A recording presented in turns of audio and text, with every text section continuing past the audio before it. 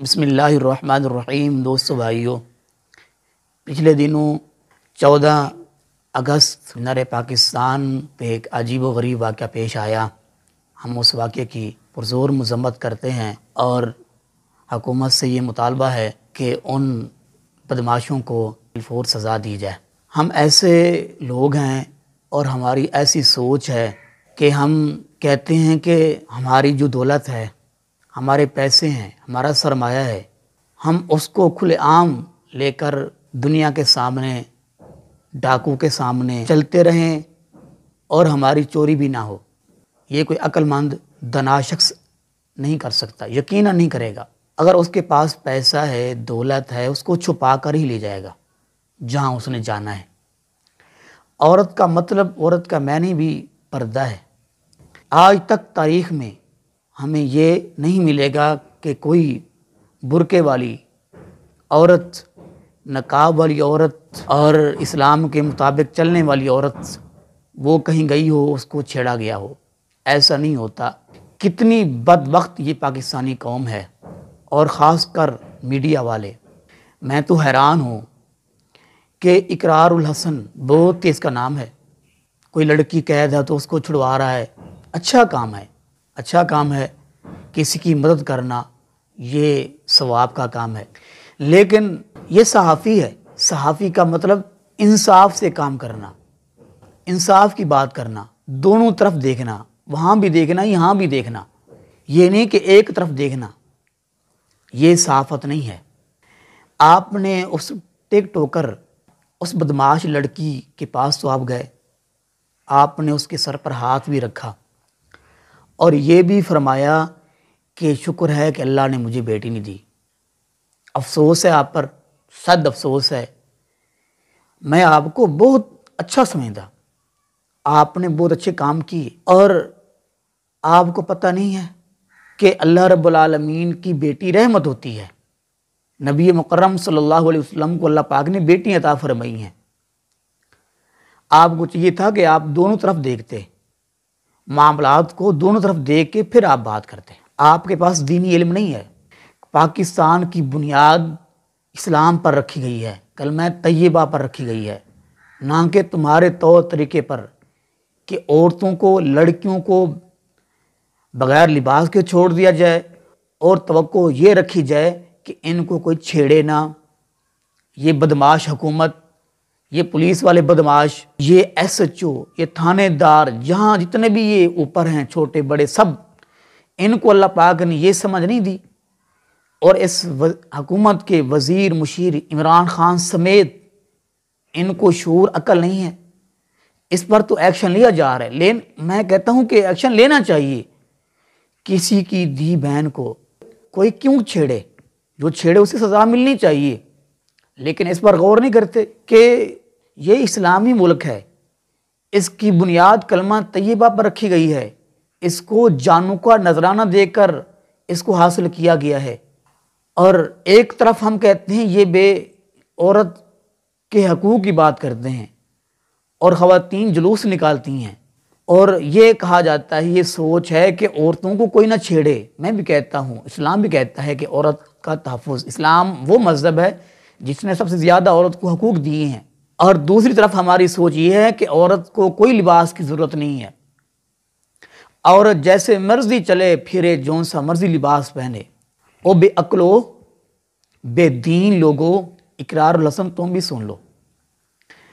آپ میں شعور، یہ عقل نہیں ہے، یہ فہم نہیں ہے کہ جو عورت بھی ایسا لباس پہن کر پھرے گی اور موبائل پہ ٹک ٹوک بنا کے فوش ویڈیو بنا کے بھیجے گی تو اس کے ساتھ یہی ہوگا۔ بھائی، دودھ کو کھلا چھوڑ دیں، بلی تو آئے گی، چوہا تو حملہ کرے گا۔ اگر اس دودھ کو ڈھانپ دیا جائے گا تو حملہ نہیں ہوگا۔ اب خود چھوڑتے ہو ان کو ٹی ویوں پر، اب میڈیا اس کو بہت اچھال کے پیش کر رہا ہے، بہت زیادہ پیش کر رہا ہے۔ آپ نے اس ماں جی کی بات نہیں سنی۔ میں اقرار الحسن سے مخاطب ہوں اور حکومت سے بھی۔ سب سے پہلے جس نے پاکستان میں ڈرائیونگ یعنی گاڑی چلانا شروع کی، 35 سال ہو گئے ہیں، وہ اماں جی کہہ رہی تھی کہ مجھے آج تک کسی نے نہیں چھیڑا۔ میں دور دراز تک میں نے سفر کیے سواریوں کو لے کر، یہ اسلام کو بدنام کرنے کا، یہ پاکستانی مردوں کو بدنام کرنے کا ایک طریقہ ہے، یہ ایک مغربی چال ہے۔ اس کے خلاف، اس بدمعاش عورت کے خلاف میں اس کا نام کیسے لوں؟ ہماری اماں جی عائشہ صدیقہ طاہرہ مطہرہ رضی اللہ تعالی عنہما، اس کے نام پہ اس کا نام ہے، اس ملعون عورت کا۔ یہ خود برائی کی دعوت دے رہی ہے، یہ خود ان کو بلا رہی ہے۔ جب وہ شیطان ہے، انہوں نے اس کو نوچنا شروع کیا تو پھر چلانا کیوں، چیخنا کیوں؟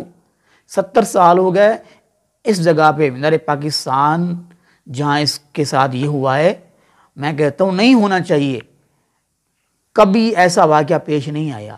میں آپ کو چیلنج کرتا ہوں اقرار الحسن صاحب کہ آپ کسی باپرد عورت کو نوجوانوں کے بیچ بھیجو اور دیکھو کہ اسے کوئی چھیڑتا ہے، اللہ کی قسم ہے کوئی نہیں چھیڑے گا۔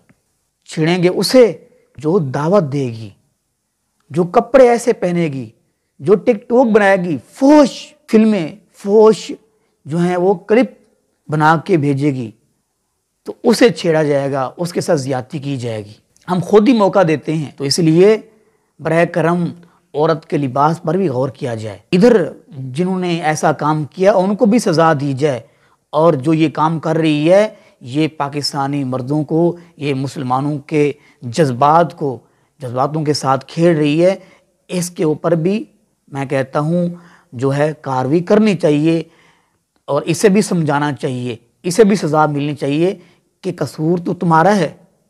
2001 میں جب امریکہ نے طالبان کی حکومت ختم کی تو ایک صحافی دوسرے ملکوں کی کافرہ وہ طالبان کی گرفت میں آ گئی، طالبان نے قید کر لیا، 11 دن وہ طالبان کے پاس رہی ہے۔ اسلام کا سچا اور اصلی چہرہ آپ دکھلا رہا ہوں، سن لو، یاسر شامی بھی سن لے، اقرار الحسن اور سارے جتنے بھی ہیں جن کی اسلام کی تصویر کا کوئی اتا پتہ نہیں ہے، اپنے نمبر بنانے کے لیے یہ سارا کچھ کیا جا رہا ہے۔ تو 11 دنوں کے بعد جب اس کو رہائی ملی تو اس نے کتاب لکھ ڈالی، اس کتاب کا اقرار الحسن آپ کو مطالعہ کرنا چاہیے، اسلام کا چہرہ، مسلمان کیسے ہوتے ہیں اور پاکستانی مرد کیسے ہیں۔ تو اس لیے خدا را اگر آپ صحافی ہیں، واقعی صحافی ہیں، مجھے نہیں لگتا کہ آپ صحافی ہیں، صحافی انصاف کرتا ہے، اور آپ کہہ رہے ہیں کہ شکر اللہ پاک نے مجھے بیٹی دی، بیٹی اللہ کی رحمت ہوتی ہے بھائی جان، تو اس لیے اللہ سے آپ کو ڈرنا چاہیے، ورنہ قیامت والا دن ہوگا، آپ سے پوچھا جائے گا کہ آپ نے اللہ کی رحمت کو کیوں جھٹلایا اور اس پر طنز کیوں کیا۔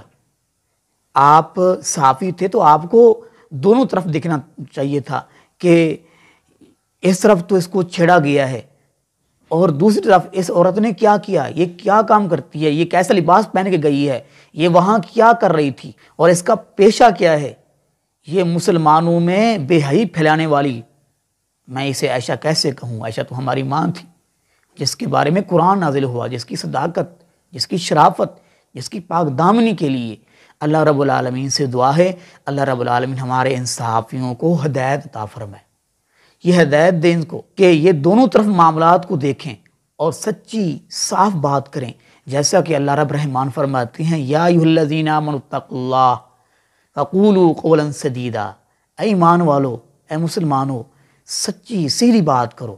تو دونوں طرف معاملات کو دیکھ کر پھر ہی بات کرنی چاہیے، پھر ہی کوئی فیصلہ کرنا چاہیے، پھر ہی اپنا کوئی جو ہے ذہن بنانا چاہیے، اور اللہ رب العالمین سے دعا ہے اللہ رب العالمین ہم سب کو انصاف کی بات، سچی بات کرنے کی توفیق نصیب فرمائے، آمین، وما علینا الا البلاغ۔